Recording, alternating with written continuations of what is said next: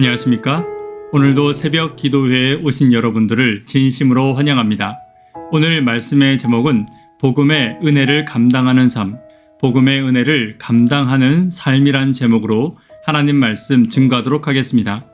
본문의 말씀 디모데후서 1장 9절부터 18절까지 있는 말씀 중 11절과 12절만 함께 읽습니다. 내가 이 복음을 위하여 선포자와 사도와 교사로 세우심을 입었노라.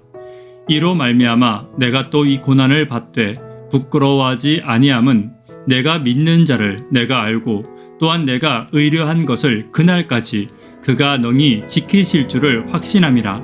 함께 찬미하도록 하겠습니다. 아버지, 당신의 마음이 있는 곳에 나의 마음이 있기를 원해요. 아버지, 당신의 눈물이 고인 곳에 나의 눈물이 고이길 원해요. 아버지, 당신이 바라보는 영혼에게 나의 두 눈이 향하길 원해요. 아버지, 당신이 울고 있는 어두운 땅에 나의 두 발이 향하길 원해요.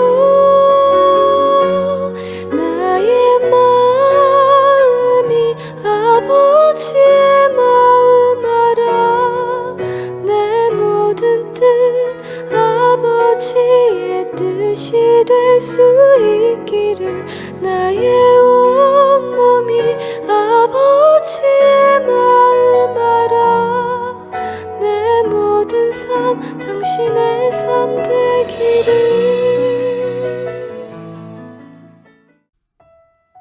복음을 믿어 구원을 받은 자에게는 사명이 있습니다. 복음을 전하는 사명이 그들에게 있는 것입니다. 사명을 감당할 때에는 나의 염려와 상황과 나의 환경이 핑계가 되지 못할 것입니다. 우리가 어떤 것이든지 반드시 해야 하는 일들이 있습니다. 어떤 상황이라도 숨은 쉬어야 합니다. 어떤 상황이라도 어머니는 아이를 돌보아야 합니다. 그리고 그리스도인들은 어떤 상황이라도 복음을 전해야 합니다. 결코 잊지 않아야 하며 내가 어떠한 상황이든지 반드시 해야 하는 것이 있다면 그것이 나에게 사명이라는 사실도 잊지 않아야 합니다. 그리고 하나님께서는 약속해 주셨습니다. 사명을 감당할 때 능력과 힘을 주신다는 약속입니다.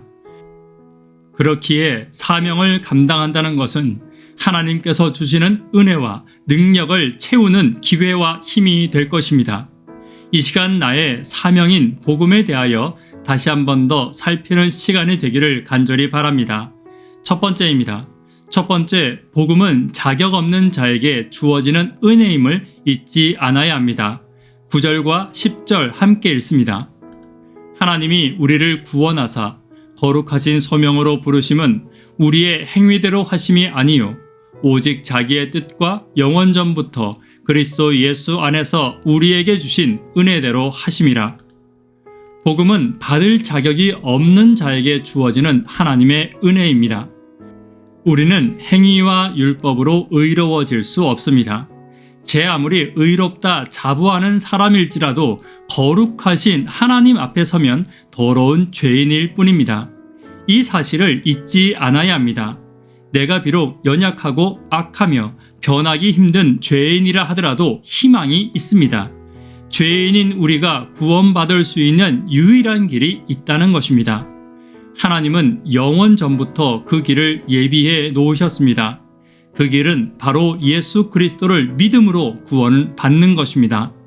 예수 그리스도께서는 이 땅에 사람의 몸으로 오셔서 우리 대신에 하나님의 진노와 저주를 받으시고 십자가에 못 박혀 죽으심으로 사망을 패하셨습니다. 그 누구라도 예수 그리스도를 믿기만 한다면 영생을 누릴 자격을 얻는 것입니다. 이것이 바로 우리가 믿는 생명의 복음입니다. 그리스도인은 내가 믿는 복음의 의미가 무엇인지, 또 이 복음의 기별을 내가 어떻게 전해야 할지, 그리고 가장 중요한 것은 이 복음이 내 삶에 어떤 의미가 있는지 끊임없이 묵상하고 감사하는 인생이 되어야 함을 잊지 않게 되시기를 간절히 바랍니다. 두 번째입니다. 두 번째, 복음을 지키는 것이 나의 사명임을 잊지 않아야 합니다. 13절과 14절입니다.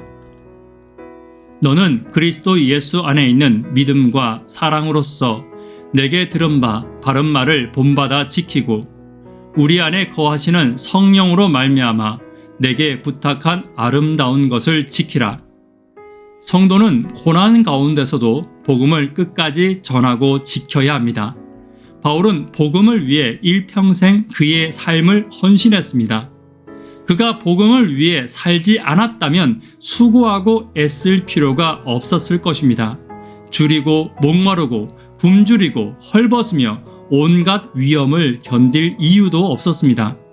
내가 복음을 위해 산다면, 그리고 복음을 전하기 위해 애쓴다면 반드시 고난을 받을 것입니다. 하지만 바울은 자신이 받은 고난에 대하여 부끄러워하지도 두려워하지도 않는다고 고백합니다. 하나님이 지켜주시니 두려워할 이유가 없으며 부끄러워할 필요가 없다는 것입니다. 어떠한 대가든 복음을 지키고 전하는데 필요한 대가라면 치룰 가치가 있습니다. 교회와 성도는 복음을 지키는 의무와 사명이 있음을 기억해야 합니다. 복음을 순수하게 그리고 아름답게 지키기 위해 내가 가진 복음을 끊임없이 돌아보며 그 복음을 지키기 위한, 그리고 그 복음을 전하기 위한 대가를 즐거이 치룰 수 있는 교회와 성도가 되어야 하는 것입니다. 그리고 복음의 인간적인 생각이나 판단, 그리고 다른 교리가 들어가지 않도록 나를 낮추며 겸손하게 말씀을 바라보며 순수한 복음을 전하기에 애써야 할 것입니다. 나를 통해 복음이 잘 지켜지며 복음이 아름답게 드러나기를 위해 기도하는 저와 여러분 되기를 간절히 바랍니다. 세 번째입니다. 세 번째는 복음에는 반드시 고난이 있습니다. 16절입니다. 원하건대 주께서 오네시보로의 집에 국류를 베푸시옵소서. 그가 나를 자주 격려해주고 내가 사슬에 매인 것을 부끄러워하지 아니하고. 가장 안타까운 사람들이 있다면 고난으로 인해 복음을 떠나는 사람들입니다. 복음은 마귀에게 공격받는 가장 첫 번째 목표입니다. 그러므로 복음을 가진 사람들이 마귀의 공격을 받는 것은 당연합니다. 그러나 사람들은 고난이 올 때 복음을 떠나기도 합니다. 바울 역시 모든 사람이 자신을 버렸다고 했고 디모데도 이 사실을 잘 알고 있었습니다.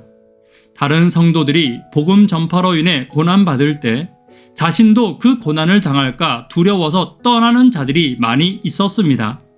그러나 만약에 진짜 성도라면 오히려 고난받는 자들을 위로하고 격려하며 그들의 고난에 동참할 수 있어야 합니다.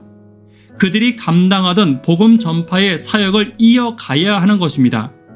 사랑과 믿음과 사명감이 없는 자들은 다른 이들의 고난을 돌아보지 않습니다.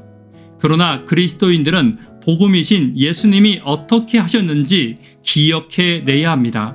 십자가에서도 어머니와 제자들을 돌아보셨고 자신을 못 박는 군병들을 위해서 기도하신 예수님의 모습을 기억해 보아야 합니다. 디모데후서 1장에는 나이가 많은데도 먼 거리를 찾아와 바울을 격려했던 오네시보로의 이야기가 나옵니다. 고난 앞에서 많은 사람들이 바울을 떠나갈지라도 끝까지 예수 그리스도와 같이 먼저 다른 사람의 고난을 돌보는 오네시보로와 같이 예수님을 닮은 저와 여러분 되기를 간절히 바랍니다. 그리고 고난이 있을지라도 끝까지 복음의 사명을 완수하는 믿음의 백성들이 되기를 간절히 바랍니다. 말씀에 결론 맺도록 하겠습니다. 복음의 은혜를 감당하는 삶은 복음을 기억하는 삶입니다.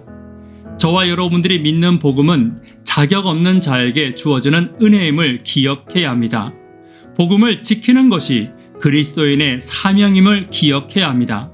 그리고 복음에는 반드시 고난이 있음을 기억하시고 예수 그리스도와 같이 사람을 섬기며 바울과 같이 끝까지 복음에 인내하여 승리하는 저와 여러분 되기를 간절히 바랍니다. 기도 제목 함께 나누도록 하겠습니다. 교회의 구도자들을 위해서 기도 부탁드립니다. 그리고 교회의 학생, 청년, 어린이들과 또한 환우분들을 위해서 기도 부탁드립니다. 복음의 은혜를 기억하고 감사하며 고난이 있을지라도 끝까지 복음을 지키고 전하는 내가 되기를 위해서 기도 부탁드립니다. 이 시간 개인적으로 기도하시고 새벽 기도회를 마치도록 하겠습니다. 감사합니다.